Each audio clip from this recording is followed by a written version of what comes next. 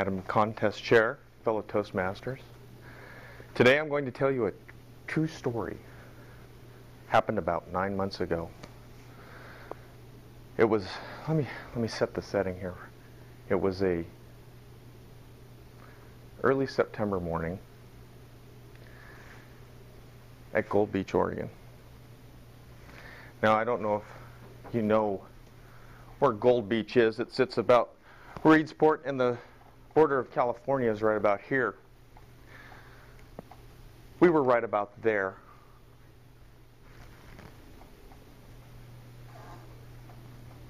Right now, you were all sitting outside of my 18-foot boat.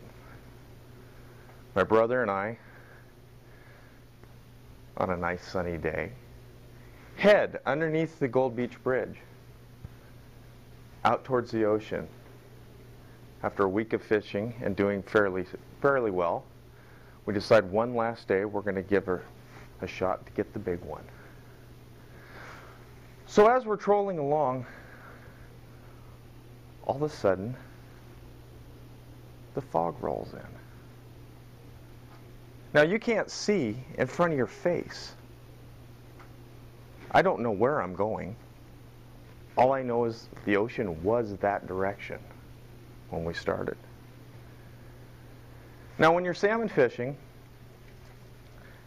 if a salmon hits a pole, usually when you're trolling along, it gives you a nice little bendy action. Well, this particular day, my brother and I are trolling along aimlessly, and we look back, and his pole just starts to bend and bend and bend. And I look over at Chip and I say, "Hey, I think you're on bottom." He looks back at me and goes, "Yeah, I think I'm on bottom." He grabs his pole, he reaches back, he's sitting there fighting it, and it's just sitting there dragging and dragging. It keeps peeling line. So I reel my line up real quick, set it in the pole holder, and I start to back down on his line. Well, as we're backing down, I notice that instead of this direction, as we're pulling onto it, his pole starts to move over to this direction, and then back around over to this direction. And I said, "Hey, your bottom's moving." And then it was on. This is the thrill of victory. This is it. Fish on.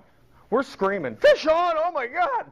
He's all excited and he's running around the boat, and I'm telling him, "Keep your tip up, keep the tip up."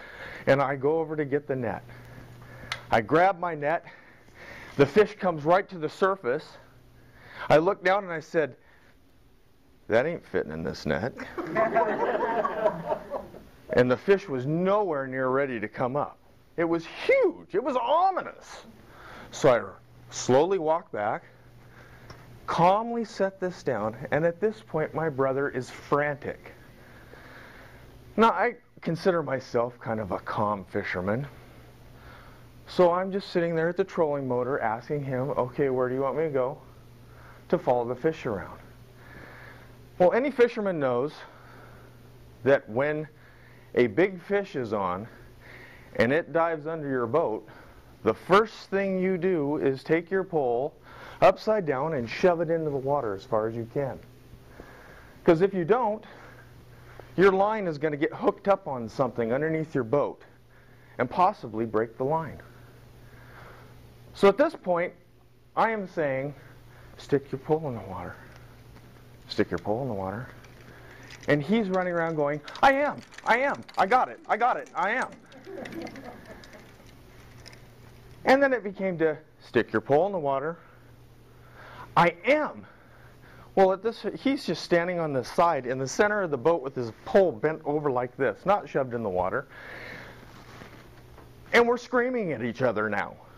The fog's starting to lift, so people are watching. I'm saying, put your blankety-blanket pole in the water. I am, you stupid blankety blank. And it goes back and forth, back and forth. Finally, all of a sudden he goes, I'm hung up on something. I said, it's because you didn't put your pole in the water.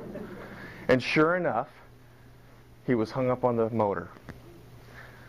I go over there, I try to loosen it, I can't. So at this point, I've got both my trolling motor and my big motor in the water. I tilt my big motor up, it's not on that one. It's wrapped around the little motor. So I'm having to reach out as far as I can. The water's right here. I'm getting wet. The fish is in this hand. I'm holding the line. I can feel it tugging. I'm trying to unleash it. He's holding his pole going, would you hurry up? I'm screaming back at him. Finally, I get it loose, and I'm like, are you ready? Are you ready? And the fish was gone. He looks at me. I look at him. Right there was the agony of defeat. Now, not many words were spoken after that. As a matter of fact, we didn't talk for about 2 hours.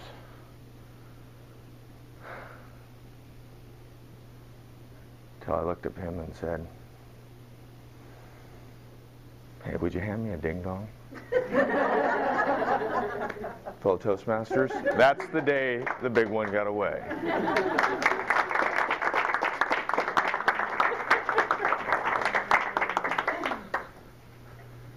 we'll have another minute of silence.